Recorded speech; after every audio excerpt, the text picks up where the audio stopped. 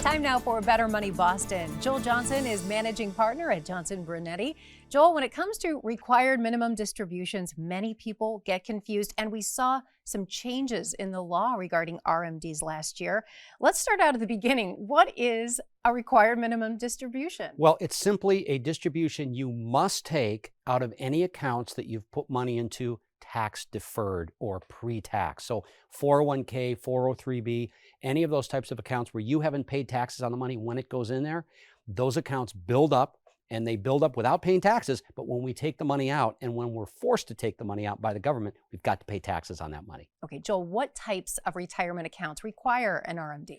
Well, I mentioned 401k and 403b. There's also an account that many physicians or people that work at hospitals have, which is called a 401a account. There's a 457, which if you work for a government, you've got a deferred comp plan called the 457. All of these, again, anything that we put money into pre-tax is going to require a required minimum distribution. Okay, speaking of tax, how much tax should we withhold from that RMD? Well, it depends on what your total income is. If your total income is real high, here in New England, you probably want to withhold about 40% between state and federal. But it really, again, depends on your income. If you're only getting Social Security plus your RMD, then maybe you only need to withhold 15 or 20%. But again, it's based on your tax bracket. Okay, here's the big question. What's the penalty if we don't take our RMDs? 50%.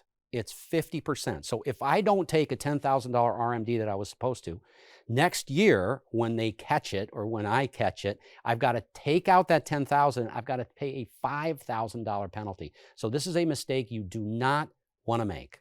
And you have a free book about this. It's a huge topic.